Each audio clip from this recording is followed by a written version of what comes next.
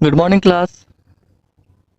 बेटा last class में हमने जो पढ़ा था वो हमने एलोट्रॉप्स पढ़े थे, एलोट्रॉप्स ऑफ कार्बन। एलोट्रॉप्स क्या होते हैं ये पढ़ा था।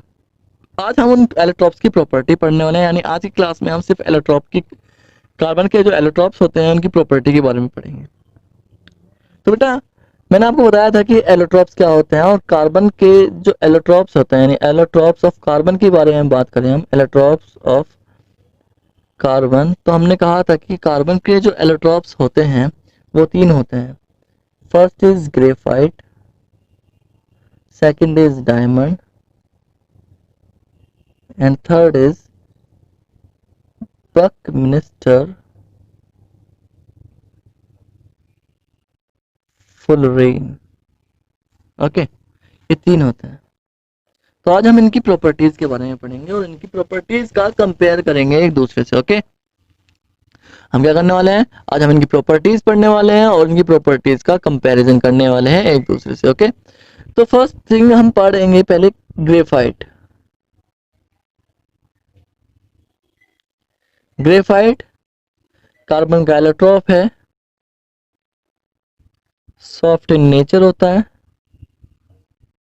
ओके, दूसरी चीज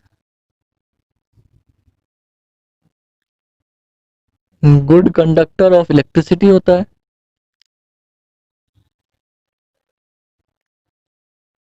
यस, और अगर हम बात करते हैं इसकी, तो इसका लो मेल्टिंग पॉइंट होता है एंड बॉइलिंग पॉइंट भी लो होगा इसका। ठीक है,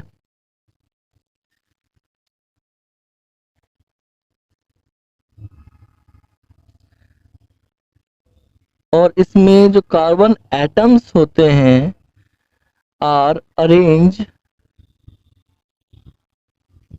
इन लीनियर स्ट्रक्चर, ये कह लीजिए, हाँ प्लेनर स्ट्रक्चर कह लेते हैं, प्लेनर स्ट्रक्चर, जिनका अरेंजमेंट होता है प्लेनर होता है।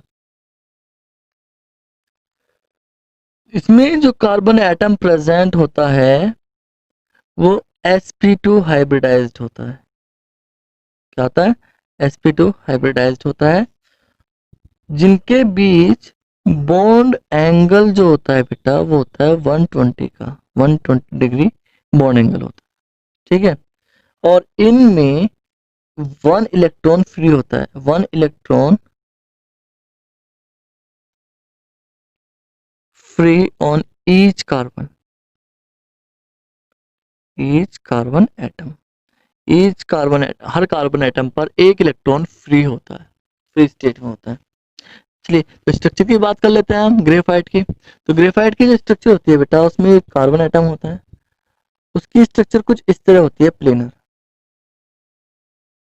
ठीक है, और हर कार्बन पर एक फ्री इलेक्ट्रॉन होता है, और ये जो एंगल है कोई भी एंगल 120 का होता है। ओके, ऐसे ही ये कार्बन है दूसरे से जुड़ा होगा, ऐसे ही वो कार्बन जो है वो और दूसरे से जुड़ेगा, ये कार्बन जो होगा ये और दूसरे से कार्बन से जुड़ेगा। ओके, एक तो ये हो गया। तो ये एक लाइन बन जाती है कार्बन की, जो फ्री स्टेट के कार्बन होते हैं।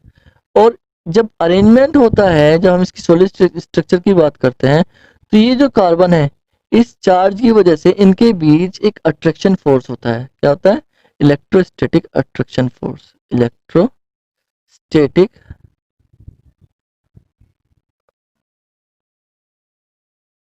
सॉरी इलेक्ट्रोस्टैटिक अट्रैक्शन फोर्स नहीं होता, वांडर वाल्स अट्रैक्शन फोर्स होता है। कौन सा बेटा?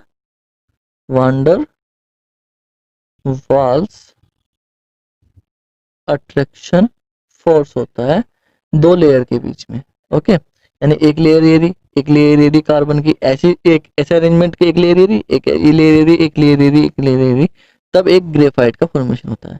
और हर लेयर के बीच में वान डर वाल्स अट्रैक्शन फोर्स होता है, जो कि वीक होते हैं। कैसे होते हैं? वीक होते हैं। और इन फ्री इलेक्ट्रॉन्स की वजह से ही, अगर आपसे कोई पूछने लगे कि भाई ग्रेफाइट इलेक्ट्रॉन सॉरी इलेक्ट्रिसिटी कैसे ही पास कर लेता है, it is the only non metal, graphite only non metal है जो इलेक्ट्रिसिटी का अच्छा कंडक्टर होता है। तो आप इससे बताओगे कि इसमें जो कार्बन है, हर कार्बन पर एक फ्री इलेक्ट्रॉन होता है और इस फ्री इलेक्ट्रॉन की वजह से ग्रेफाइट इजीली इलेक्ट्रिसिटी को पास कर सकता है। Is that clear? तो ये तो ग्रेफाइट के बारे में बात हो गई। अगर हम बात करते हैं डायमंड के बारे में बेटा, हाँ, ग्रेफाइट का यूज आपको बता दूं, ग्रेफाइट का यूज आपको पता है कि लुब्रिकेंट्स के फॉर्म में होता है, लुब्रिकेंट्स के फॉर्म में होता है और कंडक्टर्स की तरह होता है ग्रेफाइट का यूज जो होता है। डायमंड जो होता है, it is hardest non metal. Yes, hardest non metal है, नॉन कंडक्टर है, non conductor of electricity, electricity conduct नहीं करेगा, हाई मेल्टिंग पॉइंट होगा, high melting point and boiling point होता है इसका। और जो इसमें कार्बन एटम्स का अरेंजमेंट है, carbon atoms are arrange in three dimensional structure, three dimensional structure की फॉर्म में, 3D की फॉर्म में ही अरेंज होते हैं। और जो कार्बन एटम इसमें होता है बेटा, वो sp3 हाइब्रिडाइज्ड होता है। वो कैसा हाइब्रिडाइज्ड होता है? sp3 हाइब्रिडाइज्ड होता है। क्लियर है? और इसमें जो बॉन्ड एंगल होता है, जो बॉन्ड एंगल होगा दो कार्बन एंगल्स के बीच में, वो होगा 109 डिग्री 28 मिनट 56 सेकेंड। ओके, तो ये इसकी स्ट्रक्चर है। अगर हम इसके अरेंजमेंट की बात कर लेते हैं तो बेटा, जो डायमंड है, एक डायमंड है और उसमें इस तरीके से तो चार अलग अलग कार्बन से जुड़ा हुआ है डायमंड के अंदर।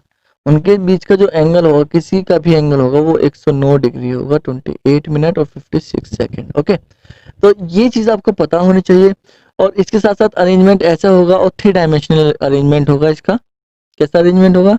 थ्री डायमेंशनल, 3D स्ट्रक्चर होगी ये, तो थ्री डायमेंशनल स्ट्रक्चर अरेंजमेंट होगा। आप आर्टिफिशियली भी डायमंड को यूज कर सकते हो। डायमंड का अगर हम यूज के बारे में बात करते हैं तो ये ऑर्नामेंटल है, मतलब यस, ऑर्नामेंटली लेते हैं, ऑर्नामेंटल है और ज्वेलरी के लिए यूज किया जाता है। यस, और आप आर्टिफिशियल डायमंड का भी आर्टिफिशियल जो डायमंड होता है उसका भी फॉर्मेशन आप कर सकते हो।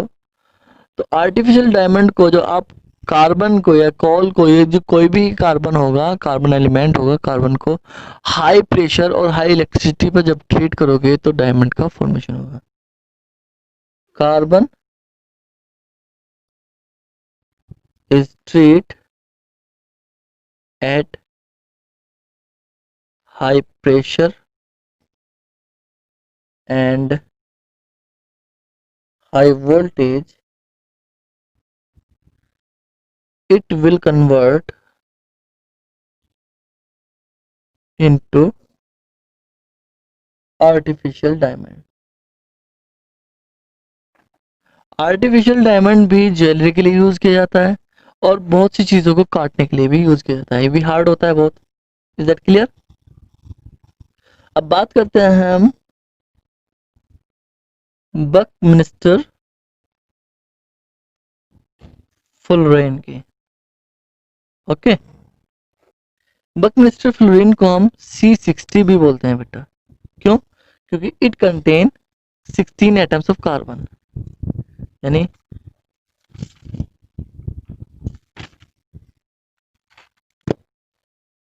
One molecule of this consist 60 atoms of carbon, इसीलिए इसे हम C60 भी बोलते हैं। बेटा इसमें ये एक फुटबॉल की तरह होता है, फुटबॉल शेप्ड होता है, यानी इसकी शेप जो होती है फुटबॉल की तरह होती है। और इसमें 6 और 5 मेंबर, यानी 6 मेंबर कार्बन रिंग कैसी होगी, ये वाली,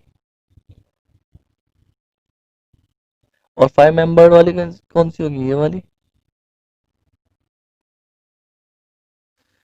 तो इसमें 6 और 5 मेंबर रिंग अल्टरनेटिवली जुड़े होते हैं, अल्टरनेटिवली